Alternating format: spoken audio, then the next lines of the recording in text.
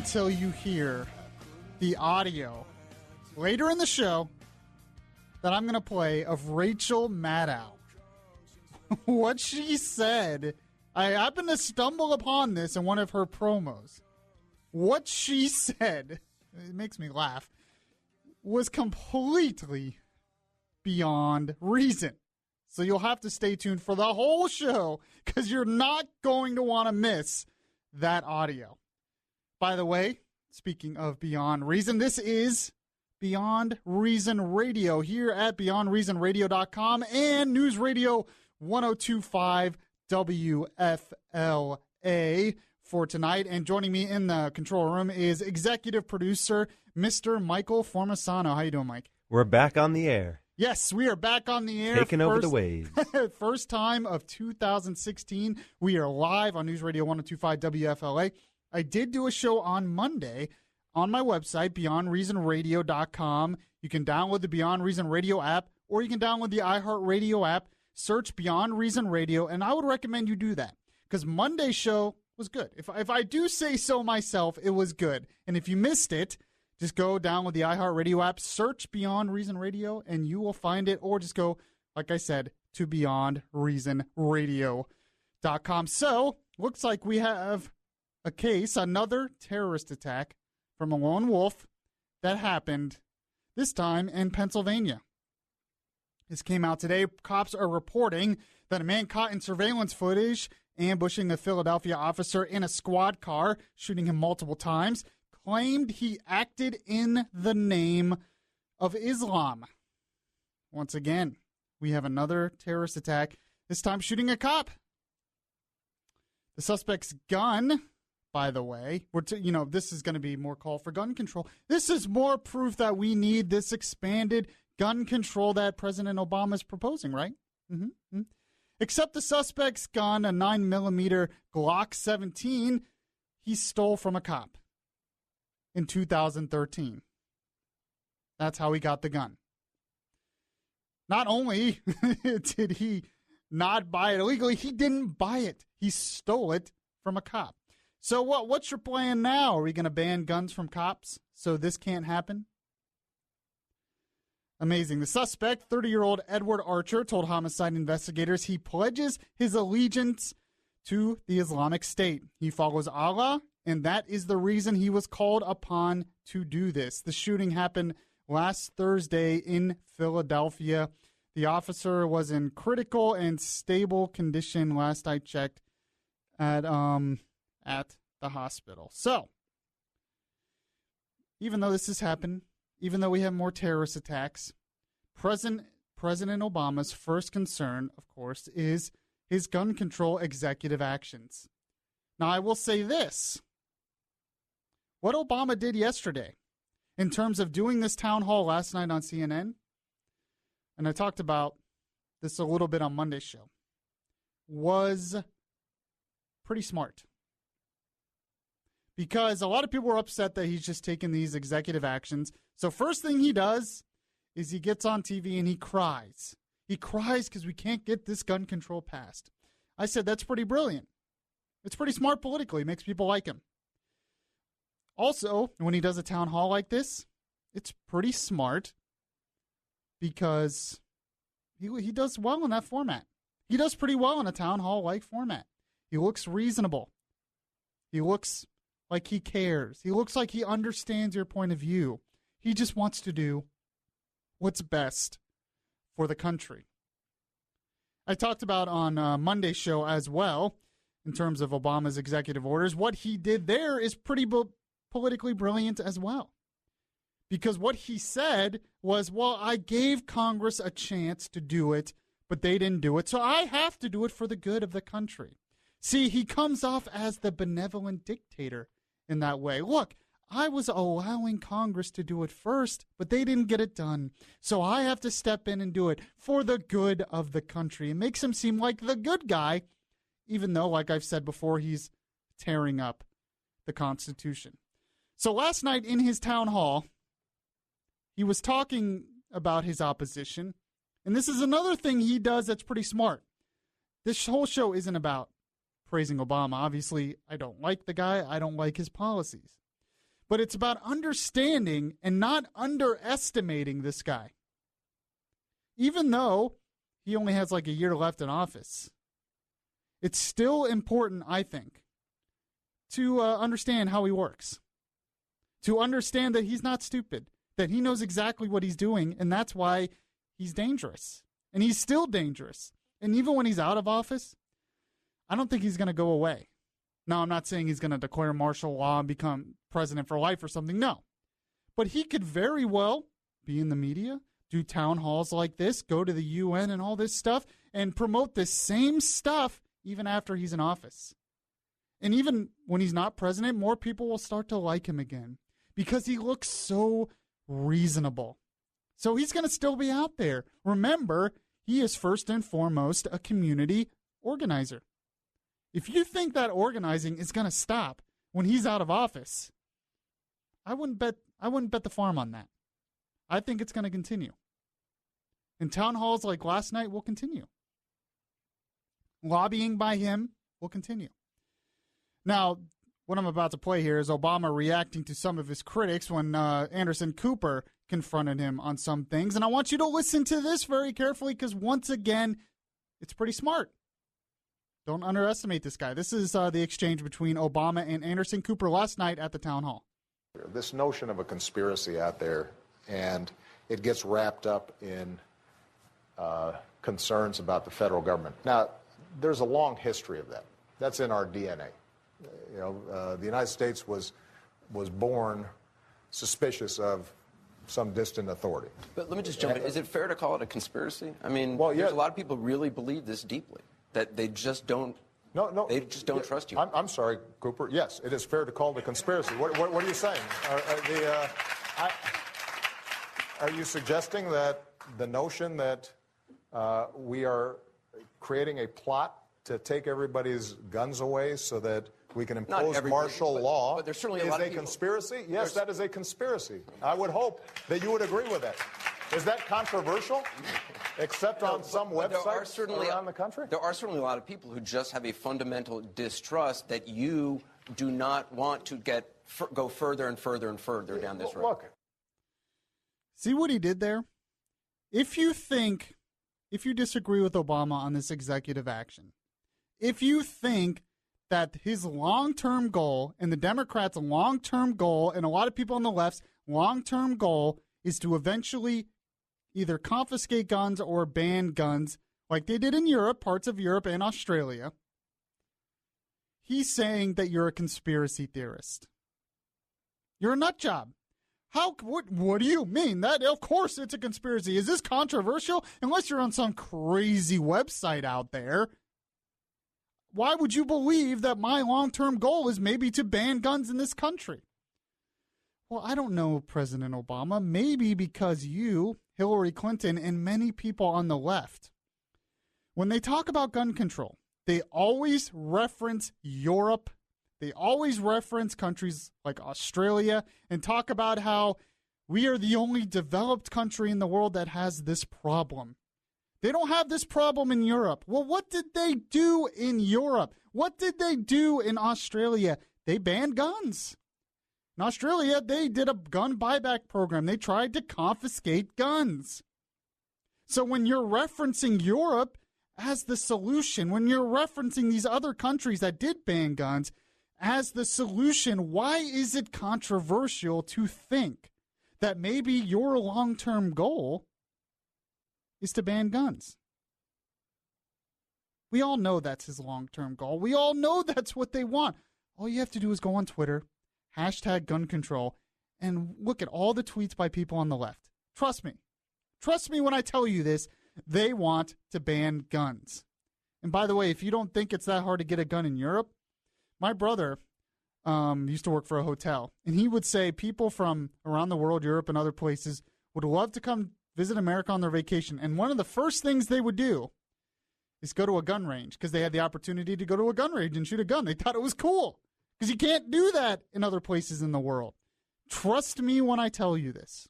And it's not conspiracy theory. I'm not some crazy tinfoil hat nut job like Obama wants to characterize me as. Trust me when I tell you this. That is their goal, for us to be like those other countries. But I say this because, once again, it's smart. Do you see what Obama did there? Do you see the game he's playing? He comes off first as the benevolent one. He gave Congress a chance, but now he has to do it himself for the good of the people. And now he comes off as the reasonable one. He comes off in a soft tone. He does a town hall, so it makes it seem like he's listening to the people. But as soon as there's opposition to what he said, then he's like, well, you're crazy. You're a conspiracy theorist. That's not controversial. So he comes off as the reasonable one, and you and I come off as the crazies. That is the goal of this town hall. That is the goal of what Obama's doing. The goal is not to have an open discussion about guns. Trust me, that's not the goal. He doesn't really care what I think. He really doesn't care what you think. He has his agenda, and he's going to try the best way politically to accomplish that agenda. That's what's happening. And the reason, once again, I tell you this is so we do not underestimate him and underestimate the left. Maybe we should learn from the left. Do you agree with me? You can give me a call, 407-916-5400 if you want to call into the show. You are listening to Beyond Reason Radio here at BeyondReasonRadio.com, the Beyond Reason Radio app, and News Radio 102.5 WFLA. Give us a call. Give us your comments, 407-916-5400. When I get back, someone at the town hall did very well. She looked very good. She asked the right questions, and we're going to play that and her reaction to the town hall. Learned a lot from it. Coming up next on Beyond Reason Radio.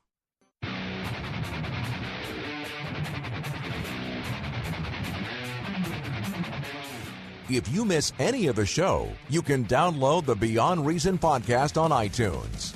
Now, back to Beyond Reason Radio.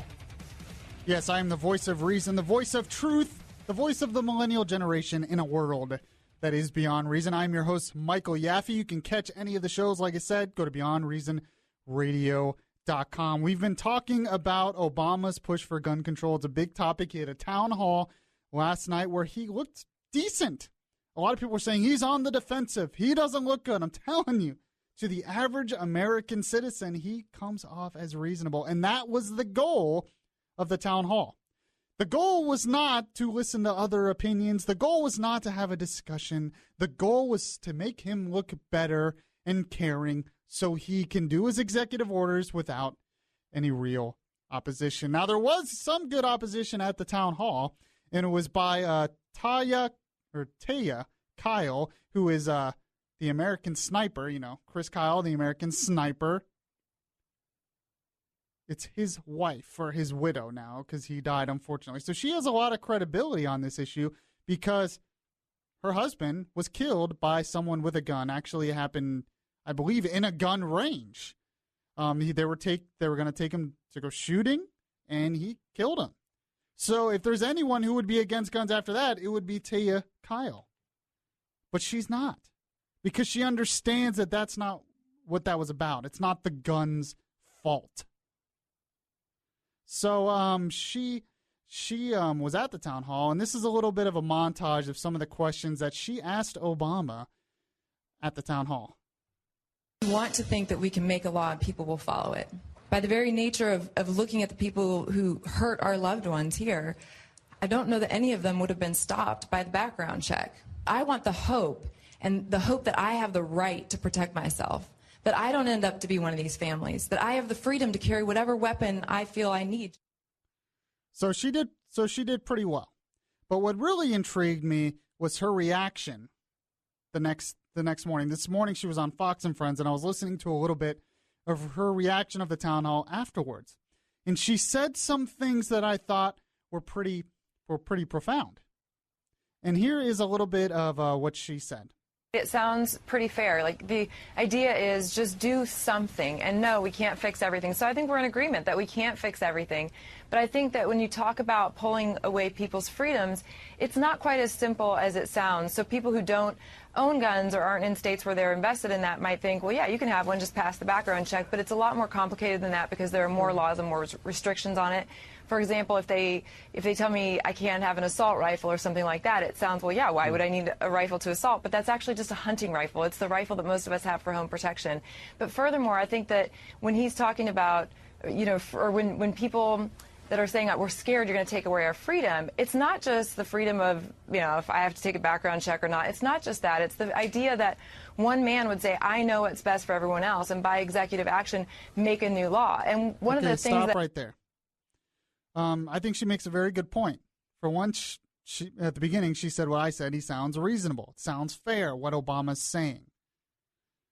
But the point is, we're afraid of executive action. We're afraid of the president taking away our freedoms, and that it's more complicated than just, it's not like you can just walk anywhere and get a gun.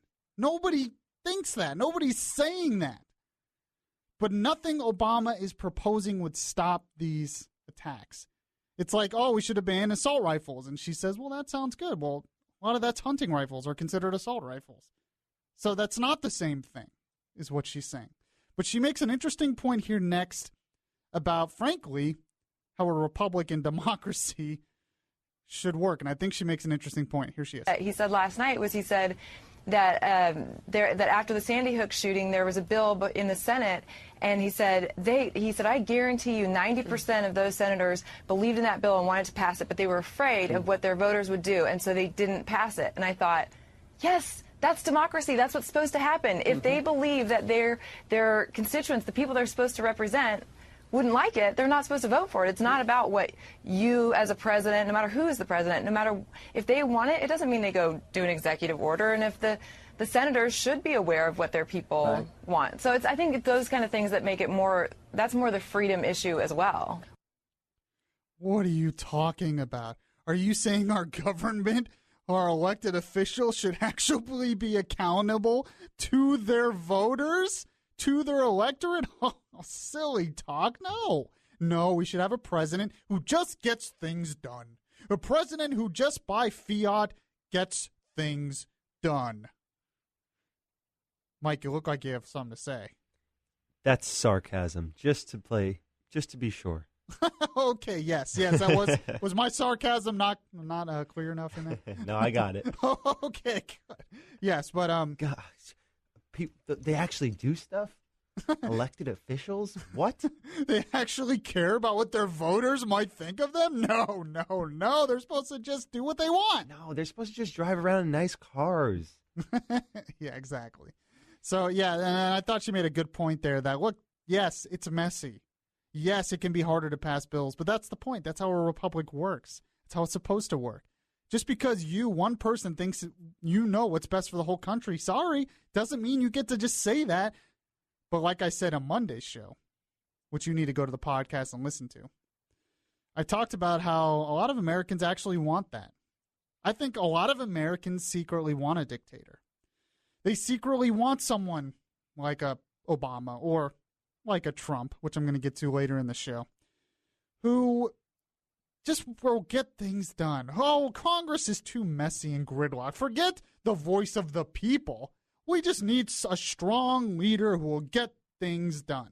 So when Obama says stuff like this, well, Congress won't do it. I have to do it by executive action. Unfortunately, there are a lot of people out there who agree with him. There are a lot of people out there who want the president to do stuff like that and do not care that he's breaking the Constitution. Now, luckily, according to a new CNN poll, most people are upset at Obama and how he's doing this. They agree with what Obama wants to do, but they think it should be done through Congress. So maybe there is some hope for the American people out there. But I just fear, honestly, that people want someone like Obama to come in and be so-called reasonable and say, I'm just going to get things done because they have to be done for the good of the people. And all the while, the real thing that's good for the people, the Constitution, the voice of the people, Congress, is being overlooked and their power is being taken away. Be careful what you wish for. Now, Mrs. Kyle had an interesting comment here as well, talking about what I talked about in terms of how Obama came off in the town hall. This is what she said. I feel like he's very effective in sort of making people feel like it's all going to be okay and what he's saying isn't going to change the world. And I felt like he at least heard enough of both sides of the argument to give it, to speak it back to us, to make us feel like we were understood. Is anything going to change from it? No. Yeah, nothing's going to change from it. But she made the same point I did, that he comes off very well in that format, that he comes off very reasonable, that he comes off like he's listening to you. He understands what you're saying. He cares about what you're saying. Now, trust me, that is not the goal of this. It's not the goal of the town hall to do this, but to make him look good so he can do his executive actions. Don't underestimate him. He's no dummy. He knows how to look. He knows how to make it seem like he's reasonable. But when you actually look at his record and things he's done while in president or Congress or before, he's usually not. He usually gets either his way or the highway. He's not as compromising and reasonable as he says. Now, the Associated Press came out this week, and they literally said, they had an analysis this week, and they said Obama's executive actions would not have stopped any of these mass shootings. Now, Obama's like, if we could just stop some shootings in general, if we could just stop any shootings, this will work. This will be good for gun control. But the whole reason you're pushing this, President Obama, is because of the mass shootings. The whole reason this is a topic is because of the mass shootings, which some are terrorist attacks. But because of the mass shootings, that's what's making this a topic. So the people think you're doing this to protect them from mass shootings like has happened. But the Associated Press said, sorry, none of these would stop it. And Newsmax.com had a great article that actually goes over the shootings, some of these mass shootings, and how they bought guns and how these executive actions would not stop it. For instance, the shooters at Sandy Hook and San Bernardino used weapons purchased by others, shielding them from background checks. Okay, so like the Sandy Hook one, he stole the weapons from his mom. There's nothing that can prevent that. Background checks won't do that. In Aurora and the Navy Yard in Washington, those two shootings, men undergoing mental health treatment were cleared to purchase weapons because federal background checks looked to criminal histories and court-ordered commitments for signs of mental illness. But there were no signs in their history, so they were able to get it. The suspect in the shooting in Charleston should have been flagged, but there were errors in the system that didn't flag it. None of these new executive orders would get rid of those errors. It was just logistical errors. Next, San Bernardino, like I said before, him and his wife used weapons that the FBI says his neighbor purchased legally. Once again, somebody else purchased it. Shooting in Oregon, where 10 were killed, that killer and his family members legally purchased the handguns and rifle he used in the shooting from a federally licensed gun dealer. So they were background checks and they were federally licensed. No background check would have stopped them.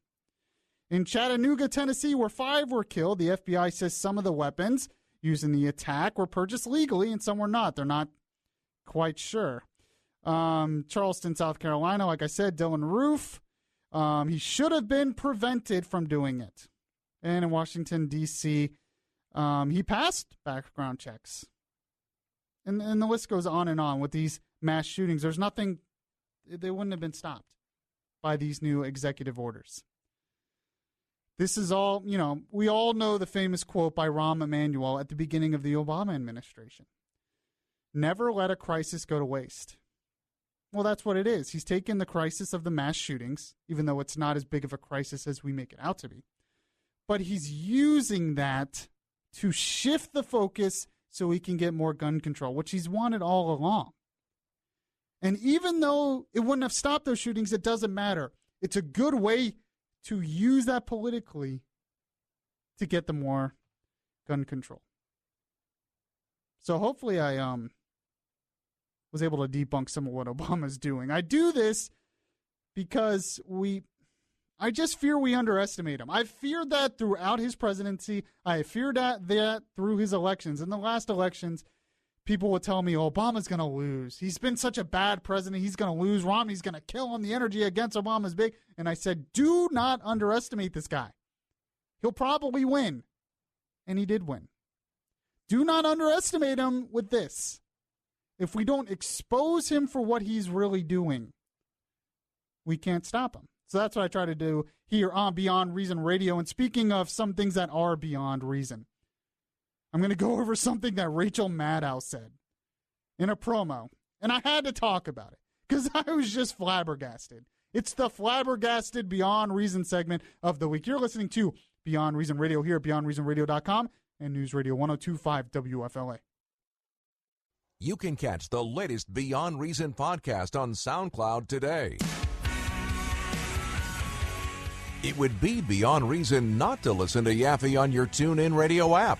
Download the app today and search Beyond Reason Radio.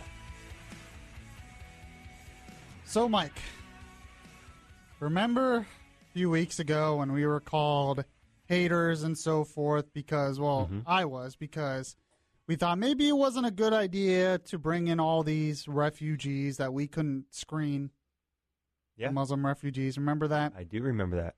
Well, it turns out that one refugee, now this is an Iraqi refugee who entered the United States as a refugee, was arrested today. Really? Now, what do you think he would have been arrested for, I guess? Because, there's no way he could be arrested for a terrorist, so he must have been arrested for... Being a refugee? No, I was wrong. He was arrested for being a terrorist. He was arrested on charges of trying to plan terrorist attacks. There was a terrorist cell discovered in Texas operated by an Iraqi who had entered the United States as a refugee. Oh, that's right. Trump's not in office, so that's why he wasn't arrested for being a refugee. Well, no, if Trump was in office, he'd be arrested for being a Muslim. That's... Yeah, I mean, not a refugee, just a Muslim. You're right. And I'm sure we're just making a lot of our listeners mad right now. A lot of our Trump. No, he would only ban all Muslims outside the country, so we never got in the country. We're just joking, listeners, about truth. 407-916-5400. But yeah, after all that talk, there was a refugee, foreign-born, from the Middle East, who ended up being a terrorist. Isn't that what we kind of warned about? Oh, by the way, according to the Washington Free Beacon, there's another 41 individuals who have been snagged on terror charges, many already identified as immigrants. So there we go. So, yeah, let's just invite more of them in. All right. Thought I would just point that out to everyone. By the way, you were listening to Beyond Reason Radio. I'm your host, Michael Yaffee. I also produce the morning show on this station, Good Morning Orlando, with Bud and Deborah Roberts. This is every morning, Monday through Friday, 6 to 9 a.m. So you want to check that out if you want as well. And I'm joined by executive producer Michael Formasano. And so I teased the top of the show with this. And I've tested, I played it for some people before the show, a friend of mine, and I played it for you, Mike. Yeah, you did. Because I just couldn't believe it. The show is called Beyond Reason because I'm the voice of reason in a world that is beyond reason. This is Beyond Reason. Yeah, just a little bit. This is where we get the name from, things like this. Exactly. Now you know. I just happened to stumble upon this, and it was one of those things where I'm like, what? Wait. I was like, wait, what? What did I just hear? You can't just say this. So I was on the MSNBC.com website, and I was doing a video, and they had a little ad promo before the actual video. And it was a promo for Rachel Maddow show, a big leftist on MSNBC who does a show, whatever.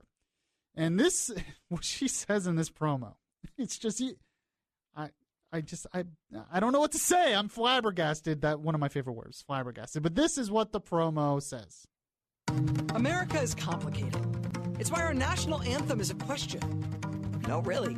Can you see all these people with their experiences and their opinions? Can you hear them all speaking their minds? Americans are loud. We find a way to get ourselves heard.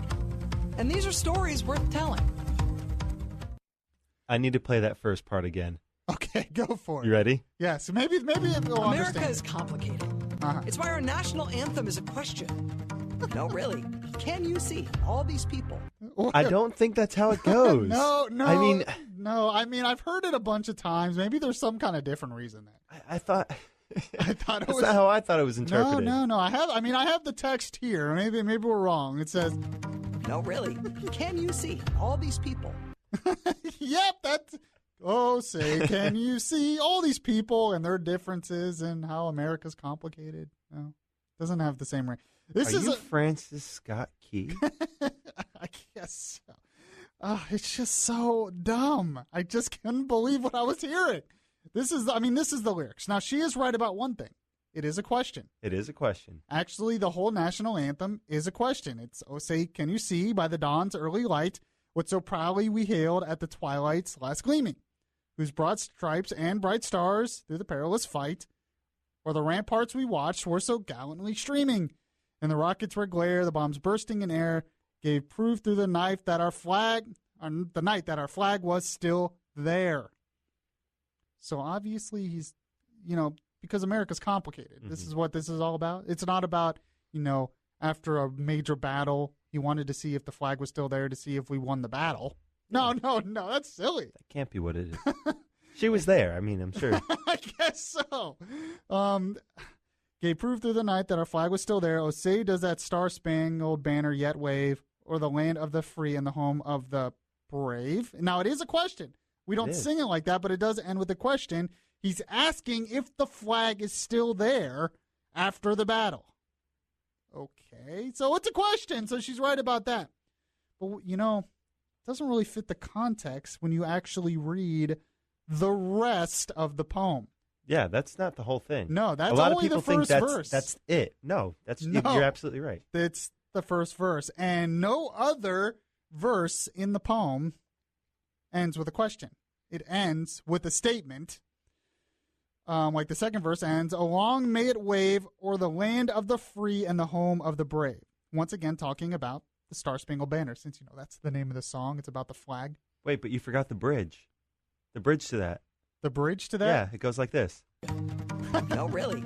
Can you see all these people with their Oh, experiences? I forgot. You're right. You forgot about the bridge. I guess so. What's very interesting, actually, about all of this, and is the last verse, and I just read it, and I forgot about this. Very interesting. I have a feeling, after I read this, that Rachel Maddow is never, ever, ever, ever going to read this last verse on her show. Mm-hmm. And I kind of wish we would add this to it, because it's actually very good. Executive action. Let's do it. Well, I mean, if Trump's president, he'll just do it. First day president. I'll just do it. Executive orders, ban this. We'll have another ad to the Star-Spangled Banner. I'm a little afraid, actually, what he would change the song to. I'm just saying that might be something else. But listen to this. Very interesting. I guarantee you no leftist is going to read this on their show.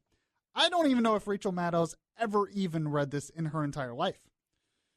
Oh, thus be it ever when free men shall stand between their loved homes and the war's desolation. Be us with victory and peace, may the heaven-rescued land praise the power that hath made and preserved us as a nation. Then conquer we must when our cause is just, and this be our motto, in God we trust. And the Star-Spangled Banner in triumph shall wave o'er the land of the free and the home of the brave. Play ball. Yeah. But think about that. She's talking about it's complicated. It's a question. We don't really know where we're going and doing that. But when you actually read the last verse of the Star-Spangled Banner, when you actually know the history of that, Francis Scott Key, who was trapped on a prisoner boat as he was trying to help the Americans in the War of 1812. And after the major battle, he wanted to see if the flag was still there, to see if America had won. And he wrote this poem because he did see the flag. And it made him feel good about his country for standing up against the enemy and that it could survive anything. And then not only that, but he saw it as America was blessed by God. To the point where he says, in our motto, in God is our trust. That should be our motto. Beest with victory and peace, may the heaven-rescued land praise the power that hath made and preserved us as a nation. Talking about God. That's something Rachel Maddow doesn't want you to know. She doesn't care about that part of the national anthem. The fact that, yes, it starts with the question, but the answer is that if we keep our faith in our Creator, that we will survive as a nation and prosper as a nation and defeat any enemy. I don't think that's going to happen. But I could be wrong. Apparently, this is the wrong one. Rachel Maddow, so brilliant. She's so brilliant with her comment. I'm sure there were some people watching who was like, wow, she's so smart. You're right, it is a question. It means we're so complicated. Is she so smart? Is that really what it is? No, really. Can you see all these people? Oh, dear God. All right. Speaking of more beyond reason, Trump had a rally in Vermont last night, and some of the stuff he said was pretty interesting. We'll get to that. Listening to Beyond Reason Radio here at BeyondReasonRadio.com, the Beyond Reason Radio app, and News Radio 102.5 WFLA. You can now listen to the voice of the millennial generation on Podbean. Listen to the latest episodes of Beyond Reason. Download the podcast at Spreaker.com. Welcome back. This is Orlando Smart Talk Radio here on News Radio 102.5 WFLA and BeyondReasonRadio.com. Make sure to download the Beyond Reason Radio app at your Google Play or Apple App Store, and you can catch all the shows live on the app. So we've been doing this show on News Radio 102.5 on Fridays, but on Mondays, I do it exclusively online on my website and on the app, so you can download it or catch the podcast. If you miss any of the show, you can catch the podcast of the show on iHeartRadio, iTunes, SoundCloud, all podcast outlets that are out there. By the way, a friend of mine commented on my Facebook. He says, I'm pretty sure Francis Scott Key was a guy. No, it was Rachel Maddow. Apparently, she rewrote it. She knows. He doesn't know better. what he's talking about. Yeah, I guess not. No. Who would He's think? never listened to the bridge. That's the problem. the random bridge of, say, can you see, that America's complicated or something? I don't. That's why it's a question. Yeah, yes, that's what Rachel said. Yes. We're just going to change it to the United States of America? Sorry, I like that. Our country is just, where do you live? Well, the United States of America? I mean, it is a question. We talk all the time anyway. So. How she said it. By the way, speaking a little beyond reason, Trump did a rally in Vermont, and he did it basically to shove it to Bernie Sanders in his home state, to try to get supporters in his home state to say, look, I can get supporters anywhere, And he said something. Sounds like a Trump thing to do. Yeah, exactly. And he said something in his during his speech that a lot of people, I guess, like, but just play it, Mike. I will get rid of gun-free zones on schools, and you have to. And on military bases, my first day, it gets signed, okay? My first day. There's no more gun-free zones. I mean, that's nice. I'm all for getting rid of gun-free zones, but you realize you can't just do that? You realize that you can't. I mean, how are you going to do that? You don't. Well, he just said on his first day he's going to do it. And he's going to sign. Sign what? Sign an executive order, maybe?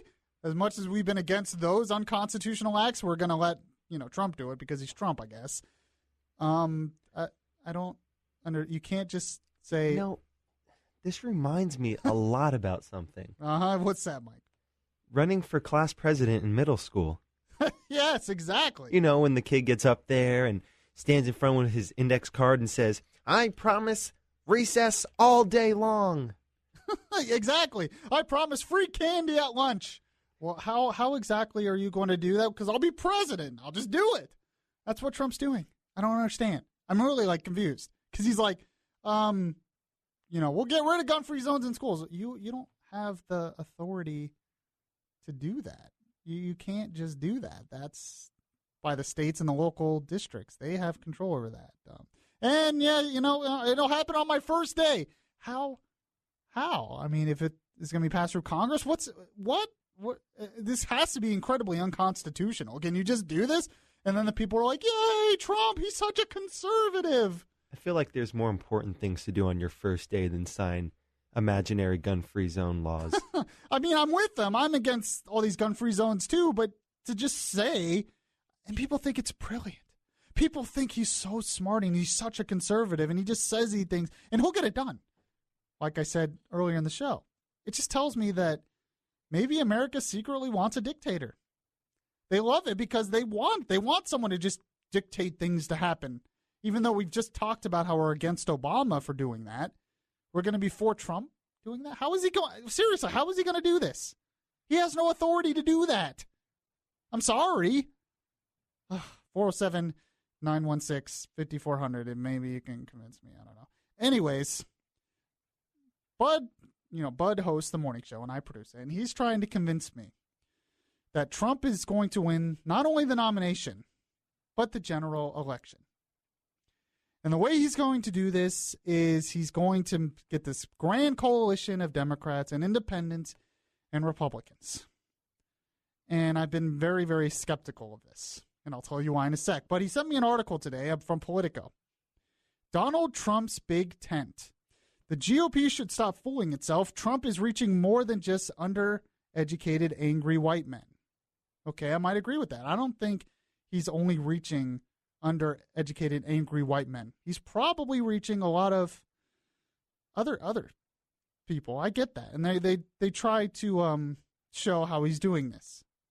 But one thing that they reference in this article that proves their point was a study done that was pointed out in the New York Times. Okay, they did a study here, and let me see, where did it go? Here it is. The Civis Analytics, a Democratic data firm founded by veterans of President Barack Obama's campaigns. I'm a little skeptical of this already, but built on a model based of over 11,000 phone interviews with self-identified Republicans in 2015, part of a wider polling project. This is what's interesting. The data, first reported by the New York Times, shows Trump getting the support of 29% of registered Republicans, but 36% of registered independents and 43% of registered Democrats, who in some states can still participate in GOP primaries. Did you all catch this? His biggest support, according to this model, is not with Republicans, is not with independents, but it's with Democrats. That should tell you something right there, that if Democrats like him more than Republicans, maybe there's something up here. But anyways, don't you see what's going to happen? Because there's a lot of open primary states, you're going to have independents and Democrats vote Trump as our nominee. And if you honestly think that 43% of registered Democrats are going to vote for Trump in the general election, you're fooling yourself. You're naive. He's getting most of his support from Democrats. In the Civis model, Trump runs ahead of his 33% national average, and 30 of the 40 districts where Kerry matched or exceeded Obama's performance, even though Obama ran about 5 points ahead of Kerry nationally. So what he's saying is what Bud's been saying, that he'll be able to get a grand coalition of Republicans, Democrats, and independents. This scares me. I'm telling you, this scares me, because this is what I'm predicting is going to happen. It's what I call Romney-itis, or McCain-itis for that matter. Romney did well with the independents. What he did not do well with was Republicans. 1 million or so Republicans stayed home because they didn't support Romney. He didn't get the base really fired up enough for him. Republicans did not. They expected them all to vote because of their hatred for Obama. That did not happen. If we think we're going to get all these Republicans now, when he only gets 29% there in that poll, His negatives are so big. He does the worst against Hillary in every poll. But what's going to happen is Trump's going to get some Democrat votes, and he is going to get some independent votes. But he's not going to get enough conservative Republican votes. He's already alienating the base because of Ted Cruz and what he's saying about Ted Cruz. And he keeps alienating the conservative base. When John McCain supports something Trump is saying about Cruz's eligibility, that makes me like Cruz more, not Trump more. I'm telling you, I'm worried about this, that he's going to be the nominee, and we're not going to, it's just going to be bad. I'm telling you, Bud's going to try to convince me. But, I don't know. I thank you all for listening today. Make sure to check out the podcast at BeyondReasonRadio.com and the Beyond Reason Radio app. We'll talk more about stuff that's beyond reason in the news on Monday. I'll catch you guys then.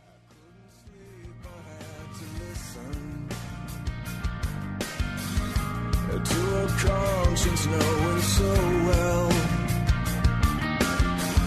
that nothing comes from indifference. I look inside